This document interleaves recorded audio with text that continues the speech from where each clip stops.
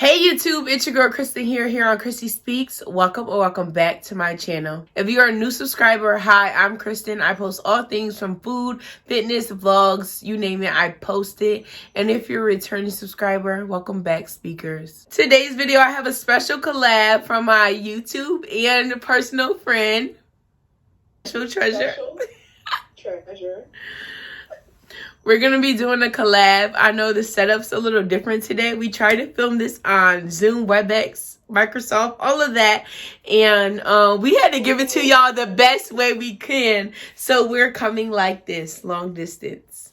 Okay, so today we're going to be talking about Black community. So we're going to be giving you guys the insights on childhood traumas, stigmas, just experiences that we feel like has shaped at least our lives, and similar experiences that have shaped people in our community that we know.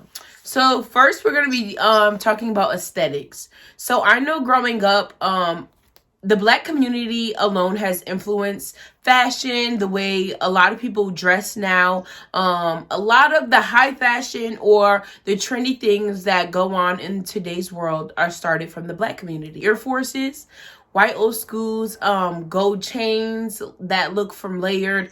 Now, I don't know what the Caucasian community has revamped it to be, but Y2K aesthetics. So like people like Aaliyah, Run DMC, that whole 90s era to early 2000s, that was all invented from hip hop and that R&B early 2000s, late 90s type of era is where I feel like our real fashion statements hit. Sean John, all of those early eras, I feel like started making fashion and it made up the Black community. I didn't know one Black girl who didn't have nameplate earrings that were gold growing up, or the bracelets when you were young with your name engraved in it. So just those little pieces, them statements, I feel like the Black community has showed so many staples from music. We've influenced everything,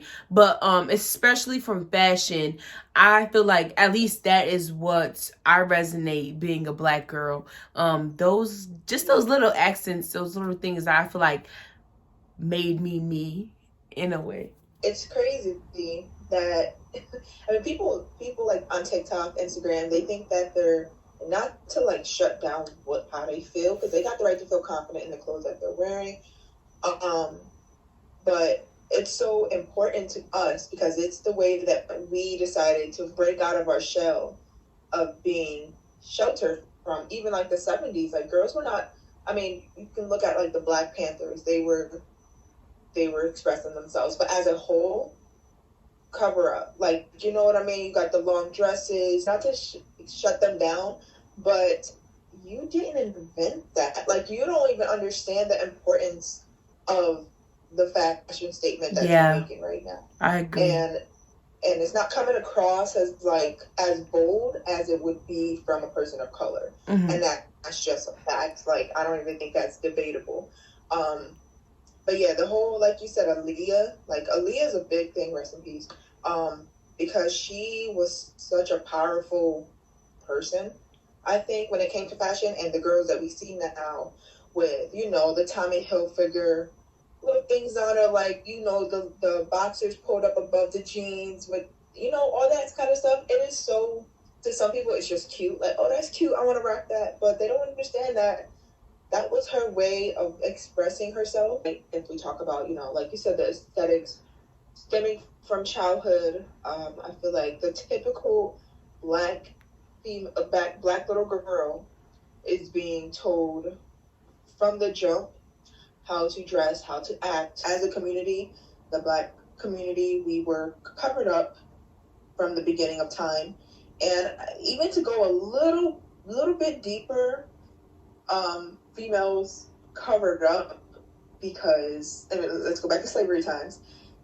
Covered up not only because that was the clothing back then, but also it kind of deters maybe the master, or, you know, so they don't get raped, so they don't get looked at sexually to avoid being raped. So it stems back that deep.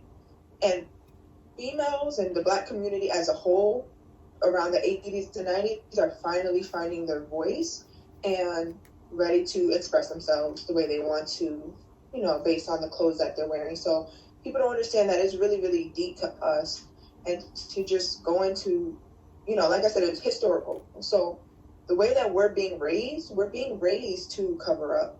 We're being raised that certain clothes that we wear is going to look sexual, or you have to carry yourself a certain way, really modest, really kind of head down type of thing, to avoid sexual interaction, which is ridiculous. The fact that we even had to be raised that way. I love how you brought up just that notion of being covered up. So although the Black community we have stabilized so many trends, especially within fashion and what we wear, that's how we've been most demonized and like crucified since we were kids. I just remember like being told to cover up for grown men, or like, this is too short, this is too grown, this is too this, too that. And, you know, now being Black is all about being to this and extra that. But definitely growing up, it still affects me now. Like, am I just being seen as a sexual object to these men, to these older Black women in my community? Because older Black women will call you out for hands on your hips and too short this, go change because so-and-so is coming over. Or there's a grown man, we're going to go be here, go change. And I feel like we don't realize that we're pretty much teaching young Black women to cover up for the sake of Black, so that people won't sexualize us. And it's very traumatizing in a way, because I don't feel like the same thing is taught in other races. Like, yeah. And I don't think it should be either. Right, exactly. And just to clarify on that, the purpose of this video is to shine light on the Black community. When we say that we don't think it happens in other races, it's because we're not another race. Yes. So if it does, we completely understand, but we're not, you know, this is not. We're Black. The races. We're Black. So if this video doesn't resonate with you being Black, you can click off, respectfully. Yeah, like, honestly, or just sit here to be educated, but yeah, this is we don't need nobody in the comments saying, well, I'm white and I was told the same thing. That's not what this is we get it at all. We get it, but we hear you. Is even about being grown. It's not even, because it's not like we're 5-year-olds or 10-year-olds walking around trying to be grown. It's the slightest thing, or you're wearing leggings and maybe a cami, or like just a tight shirt, or just something comfortable from Aeropostale or something like that. Mm-hmm. That's too much. You know what I mean? And it's not, like I said, we're 10. It's not like we had something to even show. But to protect ourselves, we must cover up, put on something big and baggy to basically kind of turn the predators another way. With the real problem is that, why do we have predators? You know what I mean? Yeah. Like, why not teach men in general, or, you know, young men, how to not sexualize women? Mm-hmm. Why does it have to be women needs to protect themselves? We shouldn't have to protect ourselves, whether it's in our own house or at a family member's house. You know, or if I'm not in danger, what's the point of protecting myself? You know what I mean? So, and it really damaged the brain and the way you look at life, thinking that everyone's going to sexualize you no matter what you have on. And that alone is so traumatizing. So traumatizing. I agree. At least when, like, you know, your grandmother or your mother is the ones telling you this information, I genuinely believe a lot of times in the Black community, and I don't want to get too deep in this video, just, you know, to not trigger anyone, but a lot of the Black community has experienced sexual assault or SA. I'm gonna say SA so you two don't flag me, but a lot of the Black community has experienced SA or worse. You know, some form of SA or worse. You can do with that information as you please. So I feel like it's from slavery, but it's a fight or flight. If I know this is happened to me growing up by my uncles or family members, and it's been shut up and I've not been able to talk about it, and I watched this happen, you know, from generation on generation, to protect my kid, I'm going to, knowing that there's predators in the family and not always being able to be called out, I'm going to, you know, tell my kid to cover up in order to protect them. It's out of fear and it's out of experience, poor experience, but a lot of it is fear. And sometimes it is hard calling out the predators in your family. So, okay, so the next, the next point we want to talk about is the over sexualization of Black women. So I know we just recently spoke on, you know, how growing up our clothing or like even the color of your nails could be demonized as over sexualized as Black women. And I want to cover too the over sexualization of Black women in general. So more than being told to cover up, on the opposite today in media, you get people like Nicki Minaj, Megan Thee Stallion, Saweetie, Black China. You get all of these Black women in the media that are portrayed, and in every song or video but it's very explicit behavior and language that I believe the Black community has making. So on one hand, I want to be like, you know, these Black women are taking something that we were held back, our sexuality being empowered, and they're profiting off of it and making money.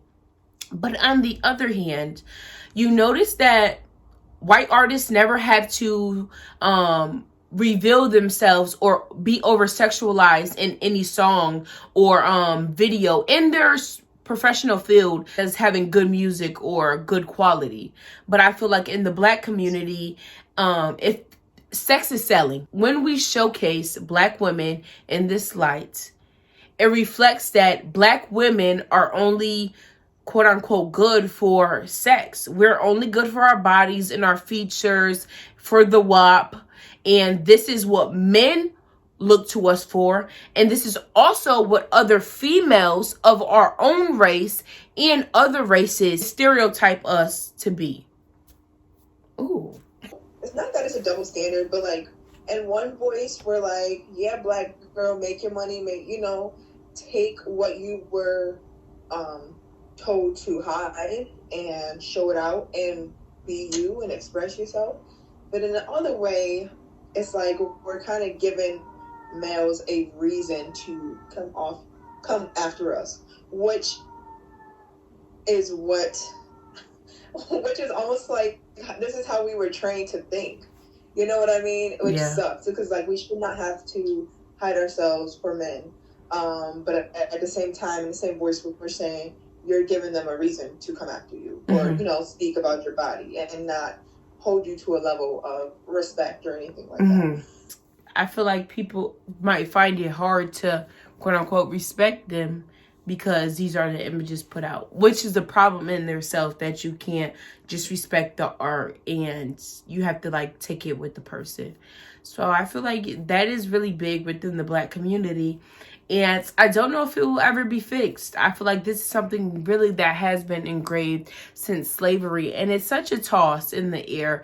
Do we dress? I don't know. Especially, I kind of want to bring this up too. Let me know. Oh, you know, I'm growing into my femininity and my womanhood.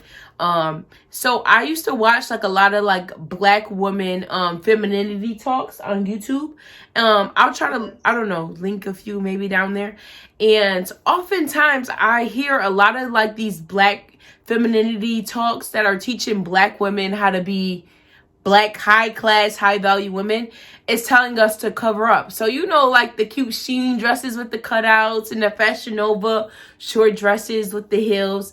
People like Black women are now bashing other Black women who want to dress like that, not having long nails, not having long hair. Other Black women, us ourselves, it's this big contradiction on like, do we look high class and fit you know what it is to be high value in white culture and like cover up, or do we wear what we like and embrace our body types and the fashion trends that we like and still be considered high class and not be deemed as low value or not of quality because I'm wearing this. So that is something else I just want to touch on, because I watch a lot of those talks and they always target women, black women who dress with Fashion Nova trends and stuff like that, and push us to dress how white women are perceived as high value. And I feel like that's a problem as well. It drags into colorism.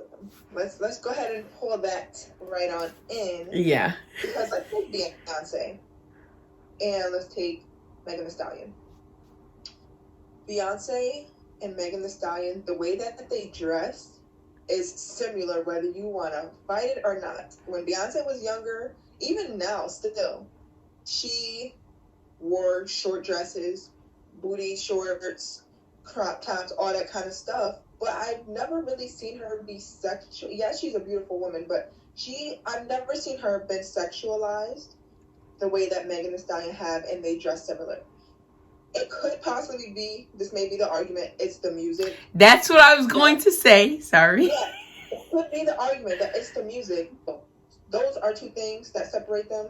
Also, the fact that Beyonce is a light-skinned, thinner girl, I should say, versus Megan Thee Stallion being a brown-skinned, thicker girl. So, automatically, it's like Beyonce's more classy, Megan's more trashy. Yeah. Just looking at the image as a whole, and it sucks because I like both. I love music, but looking at Megan Thee Stallion, I see her outside of her music. If you really dive into someone, watch them on Instagram or watch their YouTube videos, she's just a normal girl chilling. You know what I mean? She's not trashy and talking all this stuff all day. Hey, that's just the art, and that's the difference between separating the art and the actual person when it comes to respect and sexualizing. Okay, so for the last topic we're going to cover on my side of the channel, we just kind of briefly touched on colorism, but we want to go into it just a tad bit more so you guys can understand just the experience with colorism. We won't try to drag this out because this can get hot, even for the black people watching here on my community, But speakers, this is a place where we can come and speak about tough issues with respect. So let's try that. Personally, my experience within the black community and colorism, I had to talk about this once, and I kind of talked about how I feel like I experienced the most I don't want to say hate, but hate or what's another word for hate? Like discrimination. Yeah, I experienced the most discrimination. I feel like I've experienced more personally, like to my face, from black people, my black peers. And I feel like that has a lot to do with colorism, internalized hate. I'm going to try to combine the two. Colorism is just whoever's closer to white, so like medium, light skin and up, are deemed as more, beautiful, worthy, high class, high value, whatever, sweet, better personality, because they're color-wise closer to being identified as white. Thing from like that brown mocha phase to chocolate and dark skin is pretty much like bottom barrel in the colorism spectrum. So I feel like being a plus size, darker skinned girl, I always faced a lot of side hate, side comments, and I was always complimented on everything but my looks. So I was never complimented for being pretty or anything. I was just really nice, really sweet, or really funny. And I feel like that kind of comes with maybe that duff thing, or being like the funny black big friend.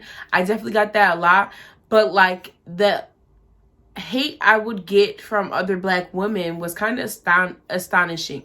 So especially when I started to embrace my natural hair or kind of embrace the way I looked, it would be a lot of shade from other black women. I meet a lot of lighter skinned black people. Most of my friends are black, so it's kind of hard to talk about this because we're all black.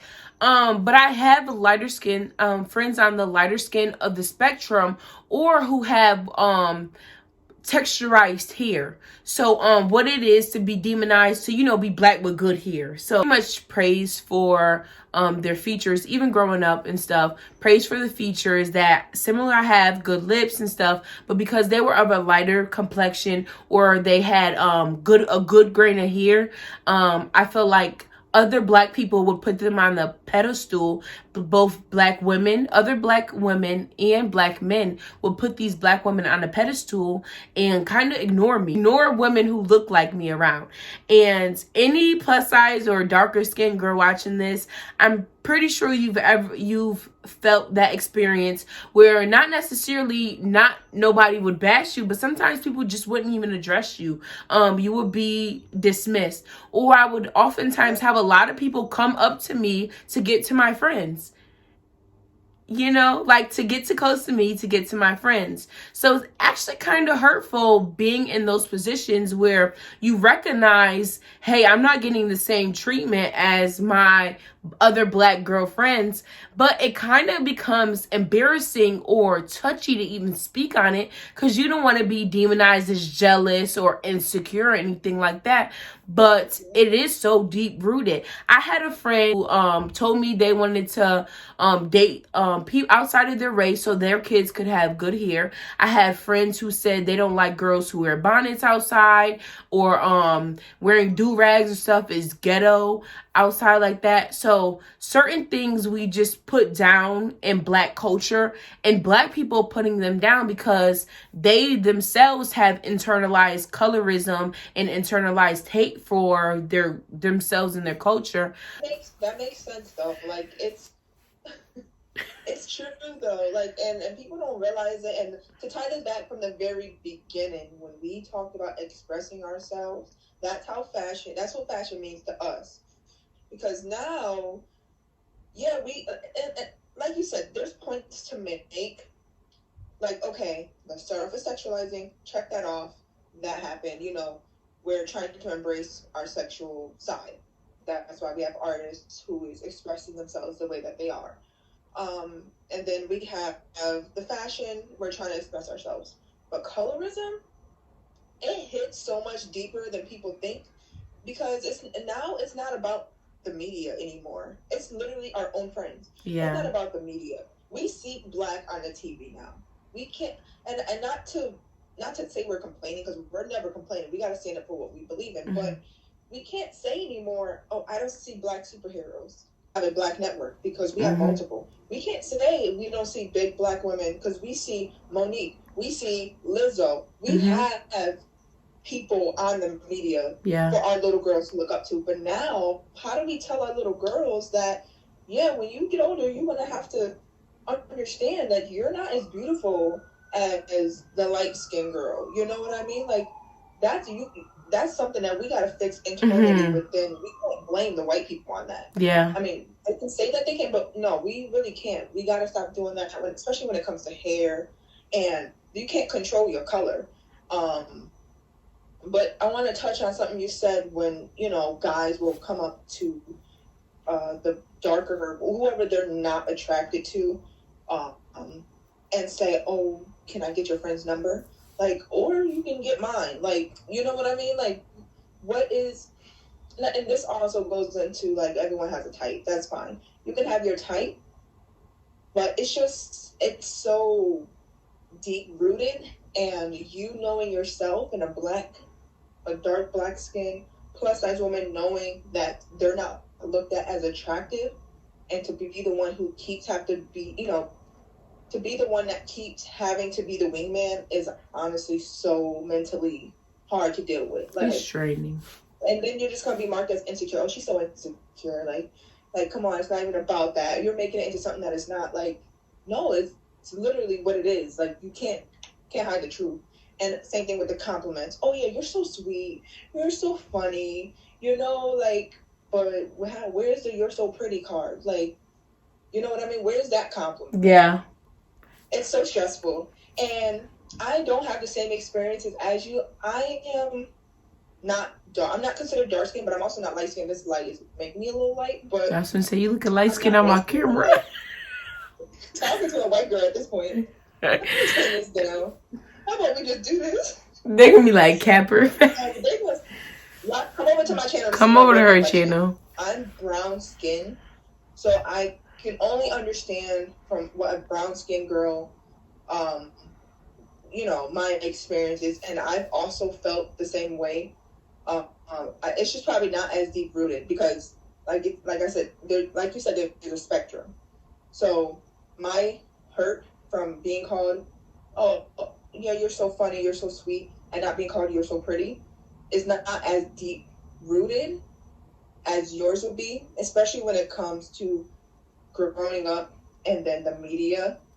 Like just how the spectrum to colorism, there's a spectrum with the media. It took a while for first they accepted light skins, then they accepted brown skins, then they accepted dark skins.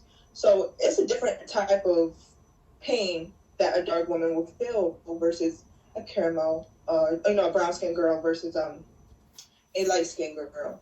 So it's really stressful. It's that right there. Like I said, we have to train our black girls. We got to train our black girls, or not train, but we have to raise our black sons and daughters that color does not matter. We have to start there because the people that we're around, they're already mentally, they're already there. They're already looking at color. Mm-hmm. That's the only way we're going to fix it. There's no other way to fix it other than to, raise your kids right.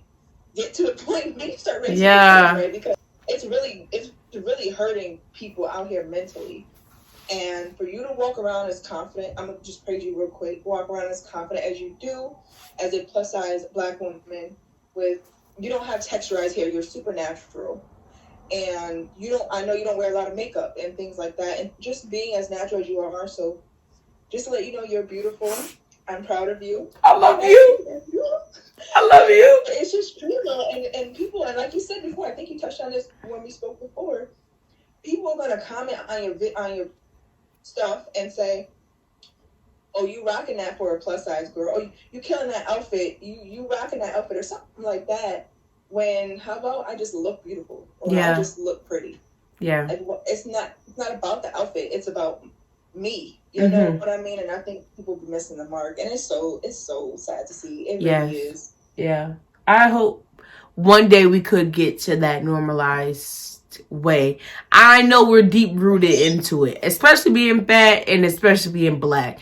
These are things that have been deep rooted in us to hate or put down from the beginning of time.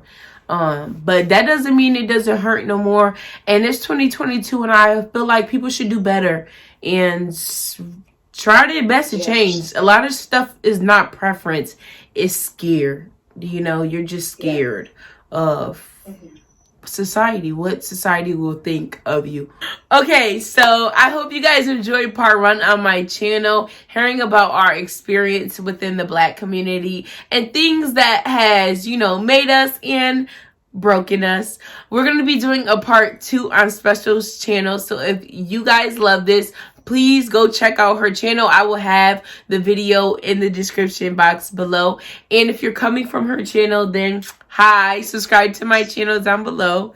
But yes, go watch part 2 on her channel. We're going to be covering more black topics and stigmas, things that we just didn't cover on here. So dating, all of that. So go check it out on her channel. And thank you for being on my channel, Special. It's been a pleasure, a ball.